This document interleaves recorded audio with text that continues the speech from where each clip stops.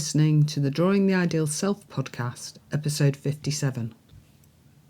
If you were listening to the previous episode of the podcast, you will know that I said I would try and cover the basics of the theory, and that means the fundamental postulate and the corollaries. So we did the fundamental postulate last time. We're just going to go over the corollaries today.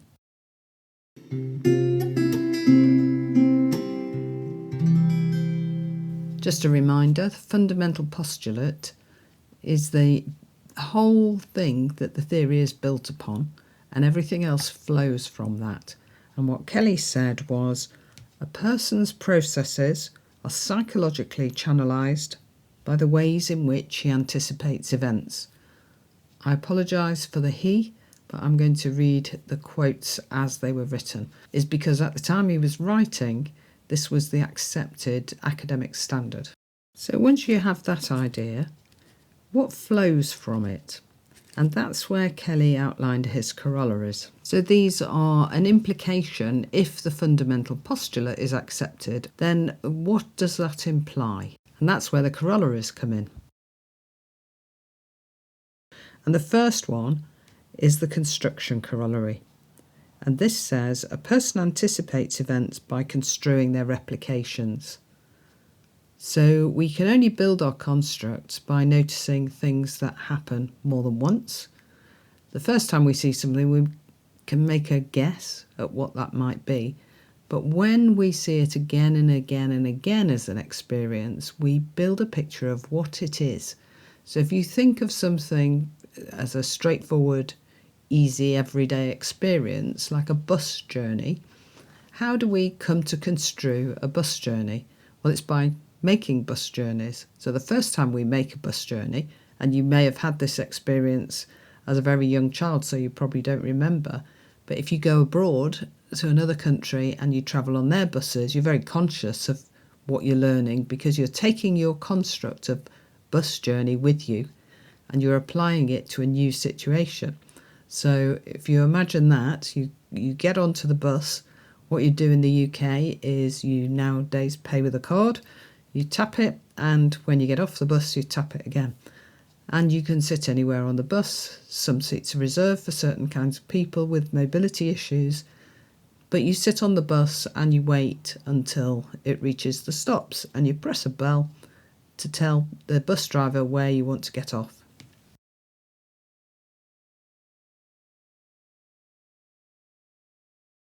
And actually, in that everyday experience, there's a lot of construing going on there. There's a construing of the bus as opposed to a car coming past. You wouldn't try and get into somebody's car and ask them to take you somewhere. There's construing about the driver of the bus and what their job might be. There's also the other passengers and whether or not you can sit anywhere. There's a construing of your understanding of mobility issues. And if you've got mobility issues, whether you construe yourself as having them or not comes into effect there. And then there's the letting people know that you want to get off. So how do you let the driver know? You ring the bell. Well, how far in advance does that driver need to know? So you're construing the time and speed of the bus and the place that it is, and when is the most appropriate time to press the bell. You're also construing the passengers, and I've had the experience of sitting on a bus next to somebody and thinking, oh, I wish I hadn't sat here. I don't like the way they're talking because it disagrees with my views on certain things. But also you might actually strike up a conversation and find you have a lot in common with somebody. So your construing of what's likely to happen on a bus in terms of connection with passengers is going to be determined by your previous experiences. So construing arises out of replication, and the more replications you have of an experience, the more times it happens again, the more likely you are to build a pretty strong idea of what that is. This fits really well with what is known about learning now, and how our neurons and the pathways get stronger and stronger and stronger with repeated experiences. So with repeated use, pathways increase in their strength, and are more difficult to undo. So something like learning to ride a bike when you're young, even though you might not ride a bike for years, you'll probably still be able to do it reasonably, or you'll be very quick to relearn it. And that's because those pathways were strengthened a long time ago. If you rode a bike for years and years and years and years, those are going to be really strong pathways because you've had lots and lots of experiences. If it's an experience you only have sporadically in life, then those pathways are probably going to be weaker. And from a Kelly point of view, you're talking about those constructions of the experience are not going to be as fixed. And we've talked before on this podcast about tight and loose construing. When we have experiences that will repeat all the time, pretty much the same, such as making a cup of tea, you might have some quite tight construing around a cup of tea. So if somebody offers you one, you'll be able to answer. It's not that helpful to have loose construing about what constitutes a cup of tea. You have to give a very long-winded answer. So constructs are built on replication. The second of his 11 corollaries is individuality, and this is persons differ from each other in their construction of events. There's a nice quote from Kelly: "No two people can play precisely the same role in the same event, no matter how closely they are associated." So you can be at an event or having an experience that the person next to you is having, but your experience of it is your experience and their experience is theirs. And those experiences are built on your own construing, which you get from your own past and your interaction with the present and your anticipation of the future. This does not mean that you can't share constructs with other people, and we'll come to that. So the next thing is that your constructs are organised. So the organisation corollary says each person characteristically evolved for his own convenience in anticipating events, a construction system embracing ordinal relationships between constructs. He goes on to say, not only are the constructs personal, but the hierarchical system into which they are arranged is personal too. It is this systematic arrangement which characterises the personality, even more than do the difference between individual constructs. So that's saying the way your construing system is organised is actually really important, and that's you and the way that you have come to connect things together. A different person will make different connections between their constructs. For you, that's your own personal organisation.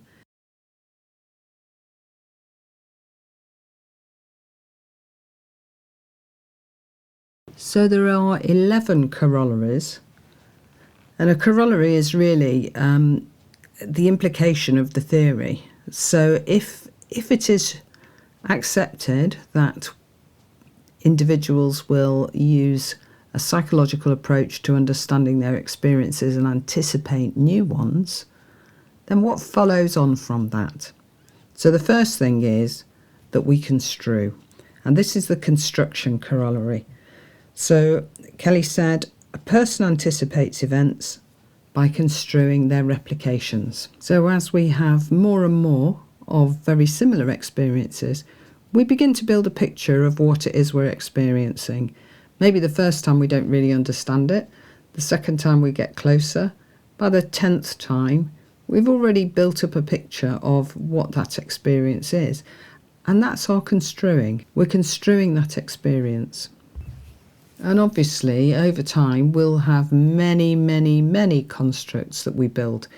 If you just look around your room now and look how many things you can construe, it's a miracle, really, that we can actually manage to do that. You can probably name most things that are in your room.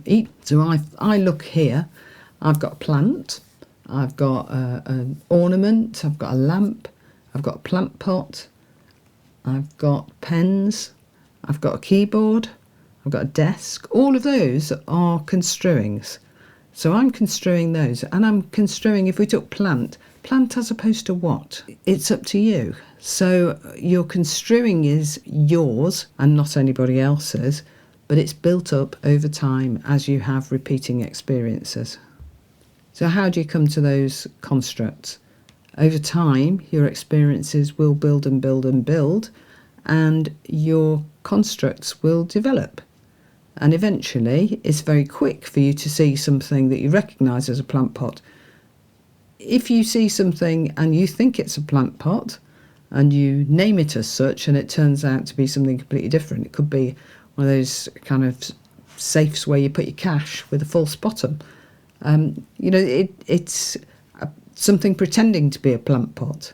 So it's quick to anticipate what's going to happen next, because if it is a plant pot, I know I can put a plant in it.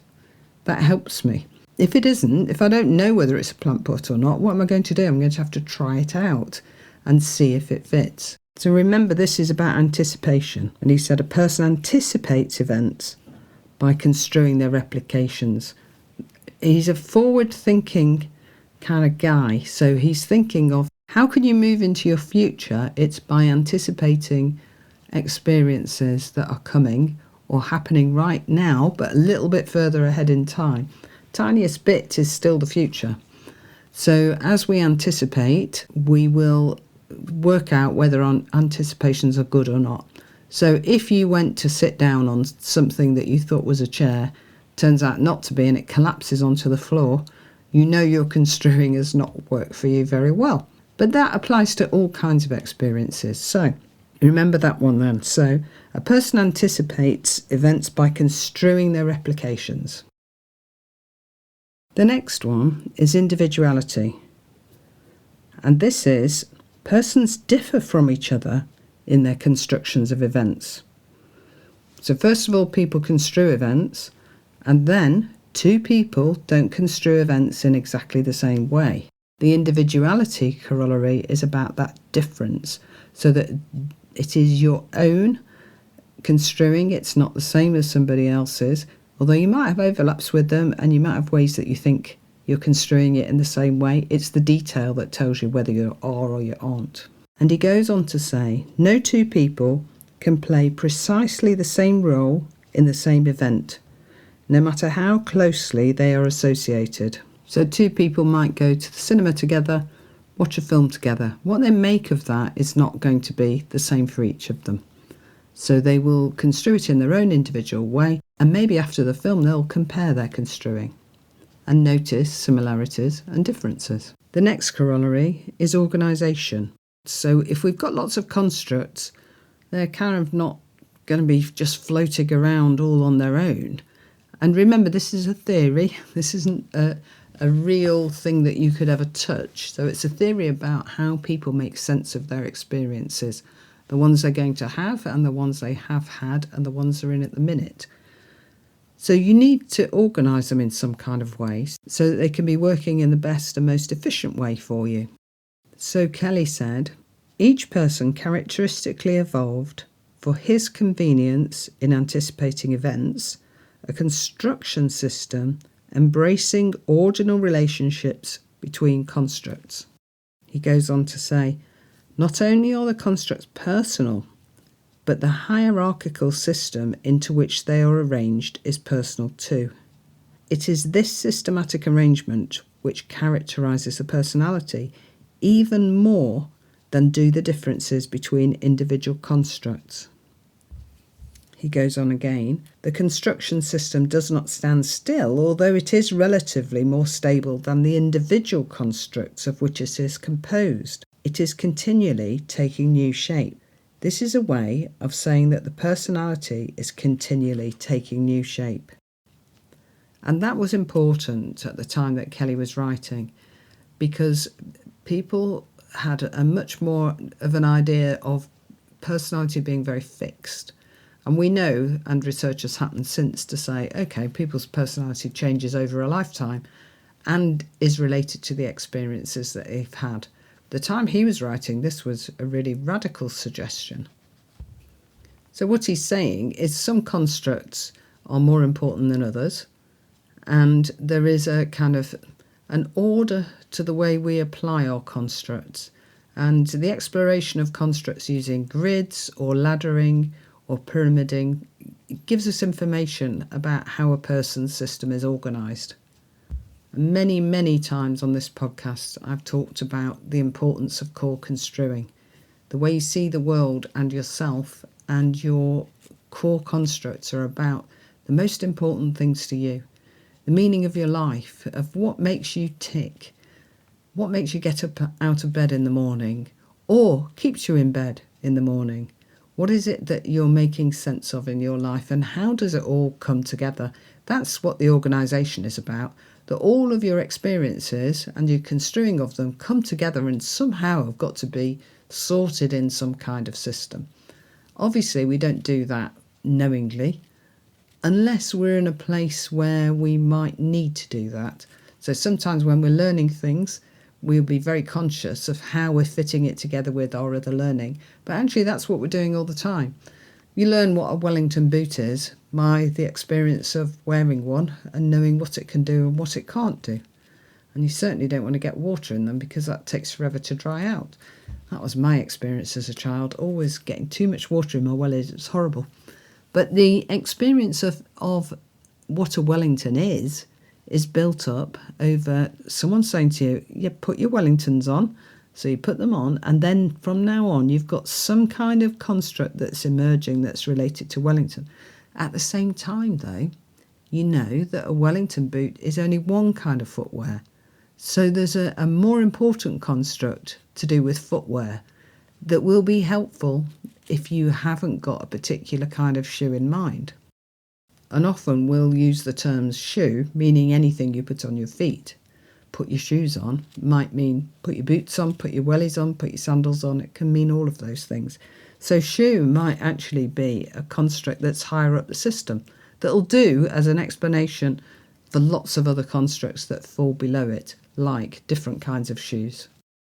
Okay, the next corollary is the dichotomy corollary.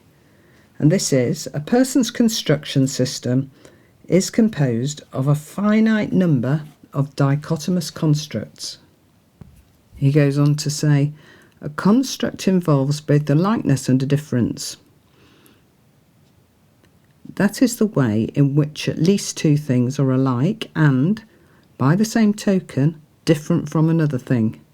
To say anything about anything is to imply that it could also be said about another thing, and that it definitely could not be said of something else.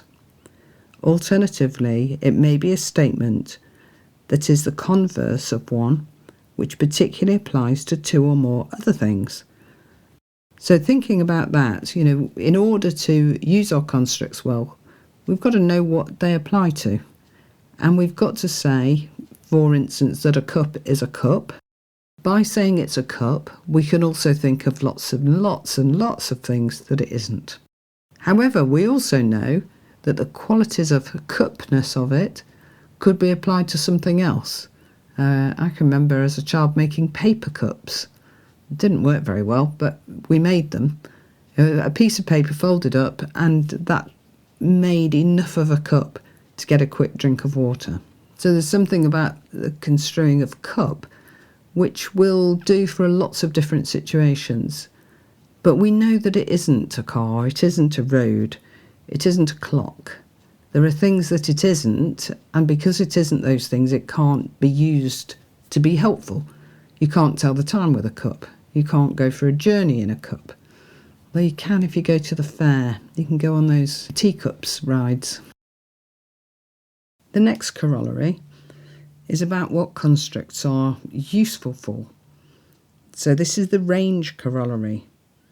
A construct is convenient for the anticipation of a finite range of events. Kelly says, just as a system of a theory has its focus and range of convenience, so a personal construct has a focus and range of convenience. There are few, if any, personal constructs which one can say are relevant to everything. Sometimes one is surprised to learn how narrowly a person applies some of his constructs.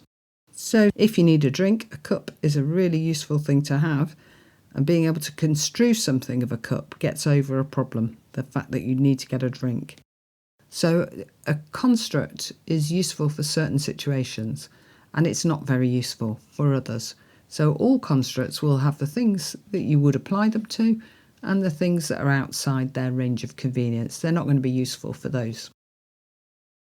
The next corollary is the experience corollary. And you've got to think that experience will affect the developing construing system. So your construing system will be starting to develop before you're even born, as soon as you could have sensations. And it will continue to develop forever. It's never going to stop. We might not use it so well at certain points in life, but it's still going to be there and building on experiences. So if you were 99 and at that point you went into a care home, you've got a whole range of new experiences to construe to do with care home life. And then you are developing new constructs. So the experience applies to everybody, whatever your age, whatever your situation. There will be experiences you're having.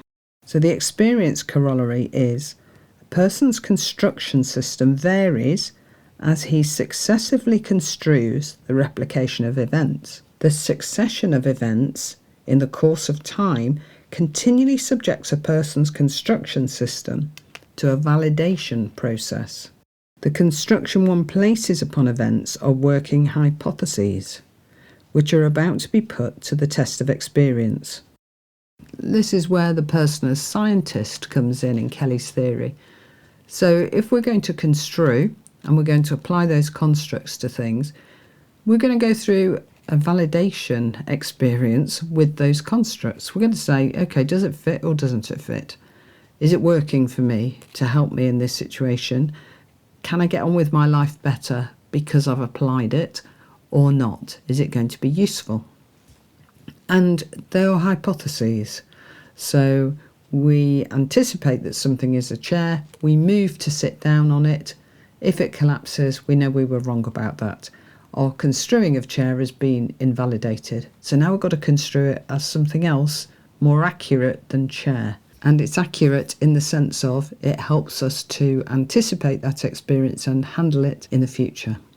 It's not accurate according to other people. It's our own sense of accuracy. Yeah, that worked. That construct was pretty good for that situation, or that construct didn't really work for me. It was invalidated in this situation. If it works well, your construing is validated. And remember, the construct is more than the word. So my construing of chair includes all kinds of things. It includes legs, something to sit on. It might include a back. It includes a height. It's a chair, not a stool. So there's something going on there. It's also a chair, not a table. So a table also has 4 legs. A chair has 4 legs. But you can have a chair without 4 legs, but it's still a chair. So the construing of chair is much more than the word. It's all of those other construings, and that's what pyramiding does. It looks at those other construings that are the detail of the construct. So when we're using our constructs, we're applying it to our experiences, and Kelly called these elements. The things that we apply our constructs to are elements. So an element can be a cabbage, it can be a house, it can be horses, it can be miserable people, it can be anything. So it's whatever we use our constructs to help us construe. We're applying that construct to those elements. Now the modulation corollary is about whether or not a construct can be expanded so that it can be used for something new, which he called kind of admitting a new element. So he says, the modulation corollary, the variation in a person's construction system is limited by the permeability of the constructs within whose range of convenience the variants lie. And he says, an utterly concrete construct, if there were such a thing, would not be permeable at all, for it would be made up of certain specified elements, those and no others. Such a construct would be impermeable. There are, of course, relative degrees of permeability and impermeability. So if you think of how you construe something like sport, and think whether you've got a permeable or impermeable idea of that. I have probably one that's a bit impermeable and tight, that I can't apply it to everything. And in fact, I have a little bit of a problem construing darts as a sport. However, I know it has lots of elements in it that people would apply in sport. It's competitive, it's a game, it has a start and an end, it allows people to compete in teams. So at one level I feel like it is a sport, but to me a sport is something to do with physical activity and being more active than darts is. However, if darts is a sport, then gaming is also a sport, even though you're sitting down for hours and you're not actually moving very much apart from your hands. If darts counts, then to me, gaming counts as a sport. So maybe my construct isn't that impermeable. I can apply it to a new experience. I don't know if you've ever read Harry Potter or seen the films, but J.K. Rowling invents a sport, Quidditch, which is now played at some places, and you can join a Quidditch team, a complete fabrication made by her, I believe. I could be wrong about that, but I think it is. And I can incorporate that into my construing of sport. We don't really want all our constructs to be permeable, because sometimes it might not be useful. Unless we're a zoologist, we might not want our construing of poisonous snakes to be too permeable, because then we won't take the right action to avoid poisonous snakes. We might go near them and just ignore them, and then we find out we get bitten. However, we really do need the snake expert to have a permeable construct about snakes and poisonousness, so that they're able to grade snakes as to how dangerous they might be, what's likely to happen. Somebody needs to investigate that, because otherwise snakes are going to be even more dangerous for us. But for the general population, having a construct that means we're applying snake a bit rigidly, that's okay. And it's important to remember that Kelly didn't really make value judgments about all this stuff. He wasn't talking about people being right or wrong. He wasn't talking about people's construing being right or wrong, or ethically okay or not okay. He was just commenting on that this seems to be how it works. The next corollary is fragmentation. So because we have a construing system, that is, we organise our constructs in a way with some being more important than others, it is possible that we can have a part of the system that's not properly connected to other bits. It's not a very strong connection perhaps. So it might become a bit separate. So what Kelly said is the fragmentation corollary is a person may successively employ a variety of construction subsystems which are inferentially incompatible with each other. I think the fragmentation corollary is really a useful idea, because it helps us to understand how somebody can do the most surprising things. So you've got to be careful in thinking that because the construing system is fragmented, it's broken, because it doesn't mean that. You can develop a whole part of your construing system which is separate. And I guess this is what many people do who are abusive to other people. So whatever group they're abusive to, they may still be able to work fantastically with other relationships. You can't assume that because they are abusive to one kind of person that they're going to not be okay with others. And we've seen this many times in the media where somebody commits horrendous serial killings and their partner and family had no idea that they were that kind of person at all. So there's something going on there in their construing system of the murderer that enabled them to still live a normal family life and go out at other times and kill other people. The next corollary is commonality. And Kelly said, to the extent that one person employs a construction of experience which is similar to that employed by another, his psychological processes are similar to those of another person. So if two people share construing about an experience, they're likely to anticipate it in the same way and respond to it in the same way. And we see a lot of work in the places we work to get us to understand the constructs which are given to us by our organisation. So I work in the NHS. It has certain values and expectations of people, and then it operationalises what that actually means day to day. So compassion is one. What does that mean that I would actually do if we're compassionate? So me and my colleagues all know we're meant to be compassionate. We've probably gone into that role because we want to be compassionate. So how does that play out? And what we would expect is that we would see compassion in the behaviour towards the people who come to use the service, whoever it is who's delivering that.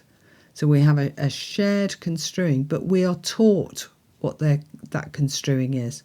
We have education about how we interpret compassion, and they develop a shared organisational idea of it. So when organisations work on their visions and values, those are their core constructs for that business, and then they will want to work on, okay, so what does that mean? How does it play out in an ordinary everyday situation? And as long as people construe the experiences the same way, they anticipate this is what it is, they're likely to be responding in a similar way. So they have that common construing. What you might find is, although it looks like they've got shared construing, when you look at the detail, remember, because of individuality, it won't necessarily be, but there'll be a level at which it's okay. Commonality allows us to make a reasonable guess and to be a bit quicker in the way that we are, I suppose, relating to people in certain situations. If we go to a theatre, we make assumptions, all of the people in the audience, about what it is to be a theatre goer, how we behave, what we do at the interval, whether we're quiet, whether we're noisy, whether it's appropriate to stand up during the performance and go out to the loo or not.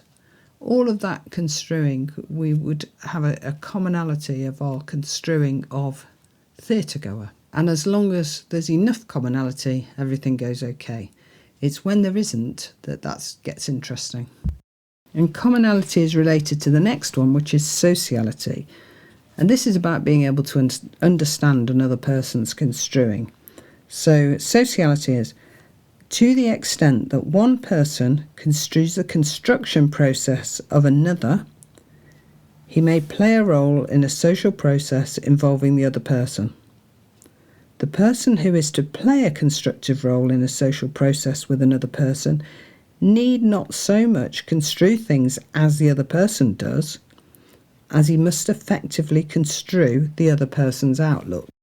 So you don't have to be able to construe the other person's construing in detail. Kelly goes on to say, if we can predict accurately what others will do, we can adjust ourselves to their behaviour. If others know how to tell what we will do, they can adjust themselves to our behaviour. So this happens because a person can make a reasonable guess about another person's construing and take it into kind of their own system, albeit temporarily. And this means that people can interact with each other because they're construing each other's construing. So you'll do more of this the better you know somebody and the longer you've known them, because you'll get better and better at construing their construing. You'll be able to go somewhere with a friend because you've asked that friend if they'd like to come, because you construe that they will probably enjoy the experience. And there'll be another friend who you wouldn't ask to that kind of event. So over time, again, with replication, we will get better at construing another person's construing system. And I suppose this is what therapeutic inputs are all about.